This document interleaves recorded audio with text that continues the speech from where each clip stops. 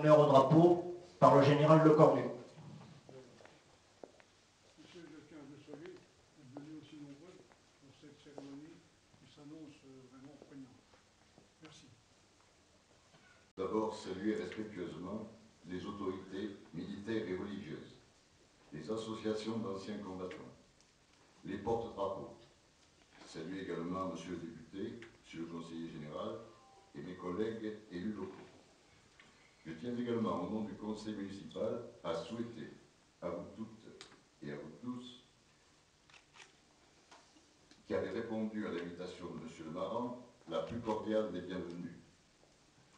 Je souhaite enfin vous exprimer, Monsieur de Maran, toute notre joie d'accueillir une telle cérémonie et vous dire combien nous sommes honorés, combien Salindre est heureuse et fière que l'un de ses concitoyens reçoive dans nos murs la plus haute des distinctions.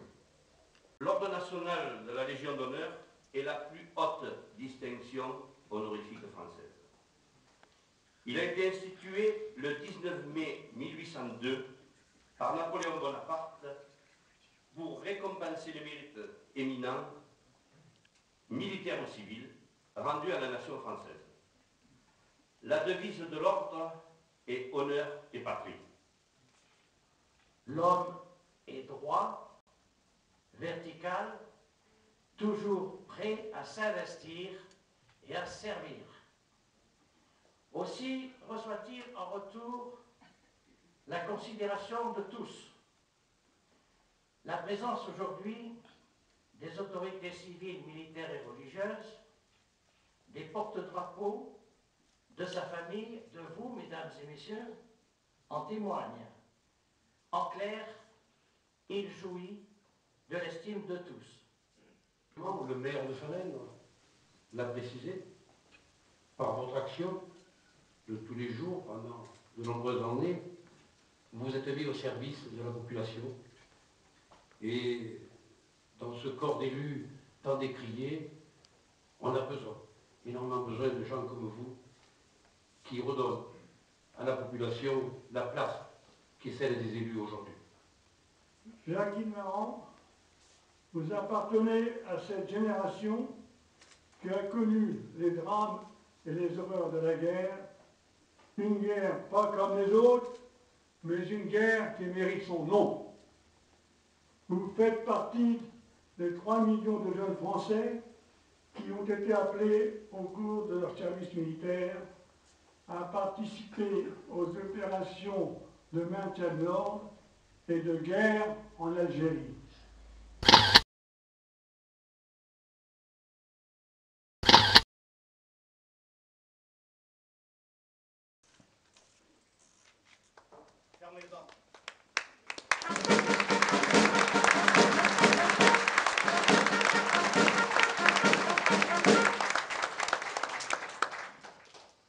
Refrain de la Marseillaise.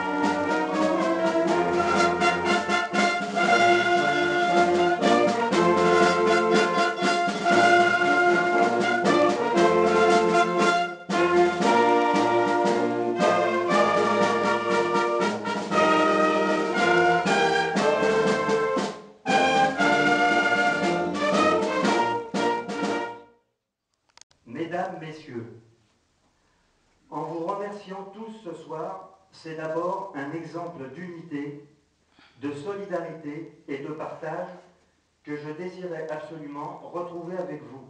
Vraiment, je suis comblé. C'est également fidélité et amour que je tiens à saluer. Il m'a semblé bon, et comme vous avez pu l'entendre, puisque cité plusieurs fois, de faire le lien entre famille, unité solidarité, amour et patrie, comme relaté à l'instant par le général. Les mots d'honneur et de patrie contiennent des notions très exigeantes. La devise de la Légion d'honneur est la plus contraignante de toutes celles que l'on connaît. Pour ma part, c'est toujours avec une très grande émotion que je revois tous ces mots et expressions qui vont forcément dans le sens de l'unité et de partage. La patrie, malgré notre crise actuelle, reste une valeur importante qu'il convient de repenser dans un contexte nouveau. L'homme ne peut vivre et se développer que dans un milieu social, une culture, un mode de vie lié à une histoire et un territoire. Cet ensemble de citoyens et de valeurs est comme l'extension de la famille. C'est précisément cette idée que j'ai voulu développer avec vous et qui est à la base de celle du mot patrie, mot dérivé du latin pater, qui signifie père, marquant le lien avec les pères, les anciens, la tradition, et pour employer une expression à la mode, les racines. C'est un besoin profond de la personne humaine de se rattacher à une lignée, à une histoire, à une culture, à une mémoire.